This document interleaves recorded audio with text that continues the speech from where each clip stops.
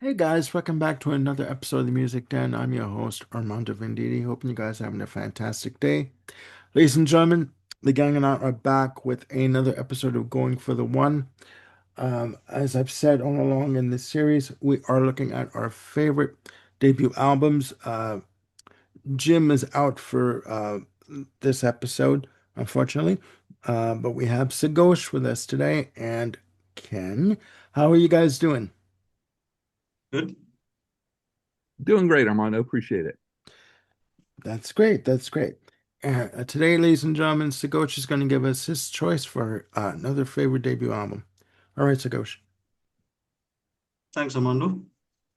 Today we'll be looking at the debut album from Suzanne Vega. Came out May 1985 on A&M Records.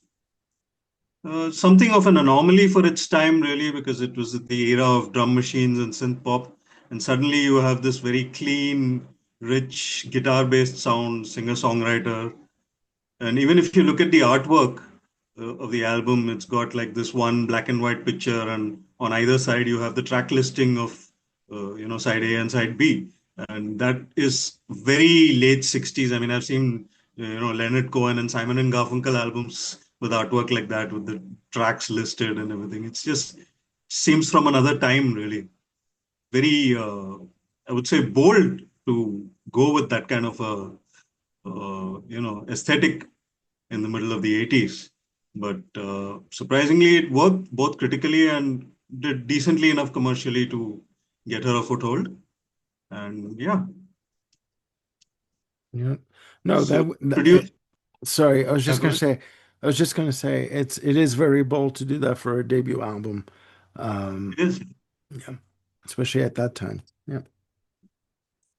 And the great thing is that as an artist, she absolutely arrived fully formed. I mean, uh, there's like very little you can detect in terms of, a very fresh-faced, nervous or uncertain, hesitant kind of person doing their debut. It's very assured, it's very clear. She's fully in control of what she wants to do here.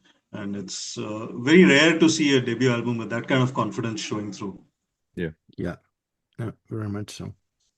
Produced by Steve Adabo with Lenny Kaye, which is kind of surprising because Lenny Kaye is probably most famous for being the guitarist for Patti Smith Group.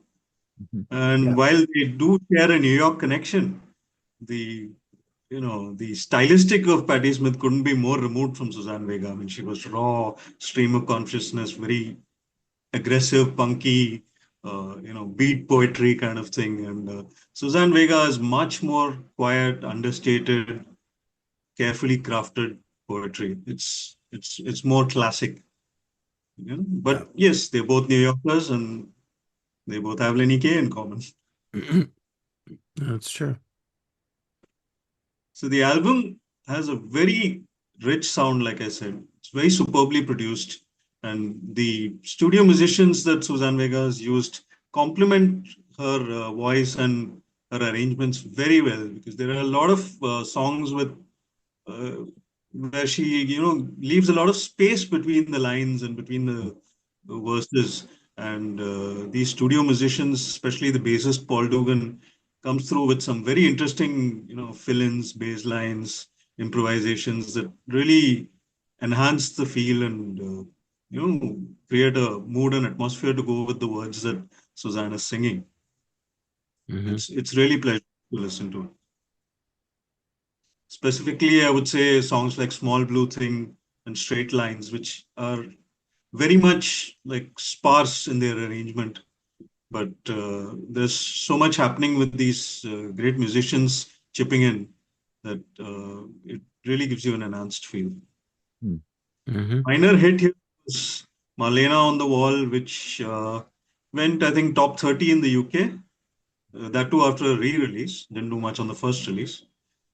But that was enough to have the album go some 300,000 copies or so in the UK and similar amounts in the US, which was probably good enough for a debut at that time from an unknown artist Yeah.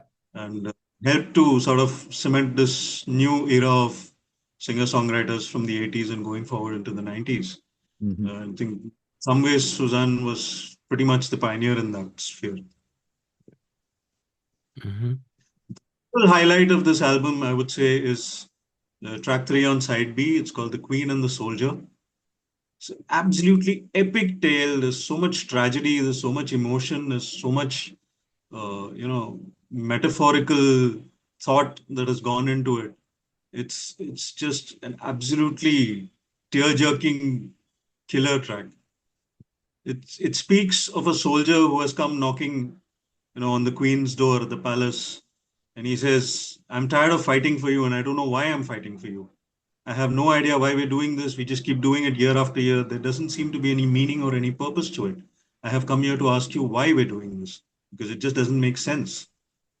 And the queen is at first kind of perturbed at his, you know, what's the word for it?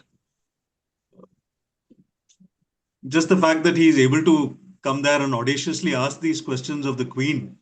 Initially she's, kind of looking at him arrogantly, but gradually as he keeps questioning her and he keeps, getting back to his point of why are we doing this? What is the meaning of this? And she gradually starts to crack and break and, brings out her own vulnerabilities. And in the end, the soldier is just saying, look, none of this makes any sense. I want to just live my life. I want to be happy. I want to fall in love. I want to enjoy Mm-hmm. things. It's less to just give my, life to making war for someone who doesn't even know why she's doing it. Mhm. And the queen is caught at that crossroads where she almost wants to get down and meet him there. But in the end, the final verse goes, "Out in the distance, her order was heard, and the soldier was killed, still waiting for her word." So she is unable to let go of that, you know, the ego or Her duty. whatever it is Yeah. that Yeah. keeps her from, admitting that what she's doing is not making any sense and getting down to something meaningful. She's unable to cross that line and, make that meaningful change in her life. It's very tragic, especially in the last verse. And it ends with this fade out of Suzanne just doing a wordless, humming, and it's so painful and so tear-jerking. It really grabs you. It's a song like no other on this album, or indeed in Suzanne's entire career. I don't think she has come close to this. Even though, I mean, many would point to Luca, which is a fantastic song in its own right. Yeah. But, this one really grabs you by the heart. Yeah. Yeah. Yeah, a real standout track for sure. Definitely. Yeah. Interestingly, the next song, Night Moves, seems to sort of continue with the motif. Like the first line of Night Moves goes, "Watch how the queen in one false move changes herself into a pawn." And it's sort of like she's presenting an alternate version of the song, like an alternate ending, where the queen accepts and goes through with the soldier and then suddenly finds herself, at a negative end. She's suddenly lost her power and her, sense of self, and she is now somehow subservient to this man. I don't know if she intended it as a link, but if you listen to the song, you wonder if there's some sort of thought process that, like what she did was have the soldier killed, but if she didn't have him killed and actually, got down off her pedestal and went with him, maybe it wouldn't have worked out that great that way either. So, it's a very interesting sort of counterpoint to the previous song. The fact that it comes right after and has a similar sort of musical aesthetic really gets you wondering, what was the idea behind it. Some clever bit of sequencing. The album closes up with Neighborhood Girls, which is again dark, atmospheric, half spoken word tune, which is just talking about New York City and how people get lost there and lose their sense of self, lose their idea of what makes them human, and just get caught in this grind of the big city. It's really cutting in its own way. There's hardly any melody on it. She's almost speaking it through. It's very Lou Reed-esque in that sense. Oh, But okay. it really darkness of the, city spirit. Mhm. Overall, this album, like I said, very self-assured, very clear in what she wants to achieve, and that's really, really rare for an artist making her debut. And so very literate and so very, you know, commanding in her use of the language and the imagery. It's really astounding to see. That's Yeah. why this is one of my albums. I would agree. I've listened to this album before. For another episode we did. I need to go after your description of it. I need to go back and listen to it again because you're adding more insight and more layers to the music and to the lyrics that I didn't catch.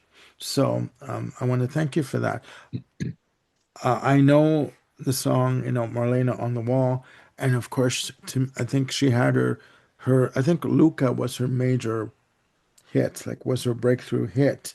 And even Luca as a theme, like with the lyric, if you hear something late at night, some kind of trouble, some kind of fight, don't don't ask me what it was. It's like, okay, if you hear me getting abused in my home, in my apartment, and see me the next day, don't even ask me what's going on because I can't tell you. And, That is very powerful.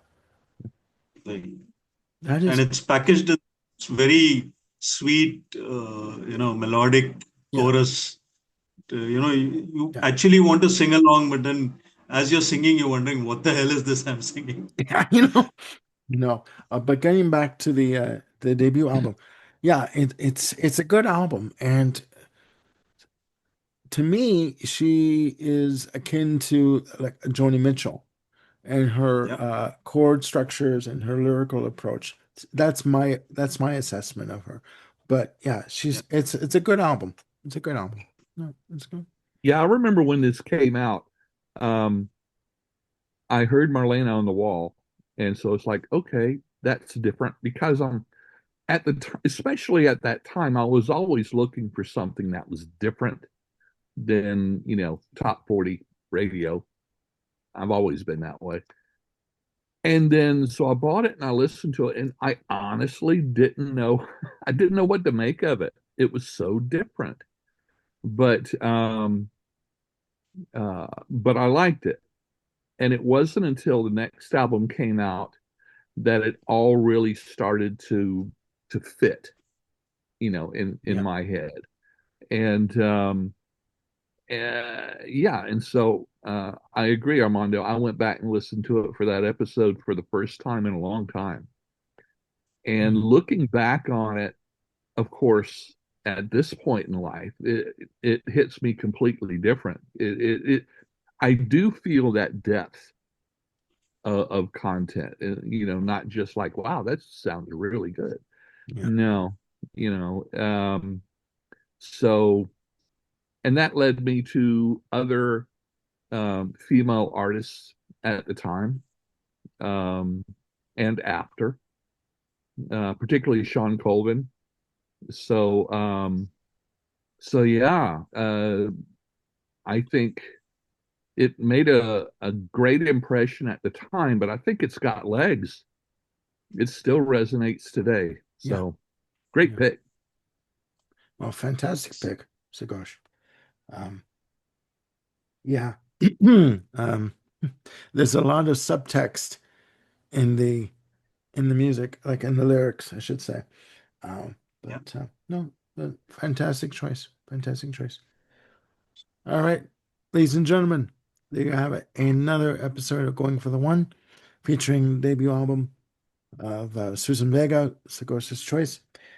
Please put down in the comments below, down there, your opinion of this album. Do you like it? Uh, and after listening to us go on and on and on and talk, you can tell us, have we missed the plot? Did we get everything wrong in terms of what this album represents to Sagosh? But again, it's all subjective, right? I want to thank Ken and Sagosh for joining me on this wonderful journey with these episodes of Going for the One. We miss you, Jim, and we'll see you soon.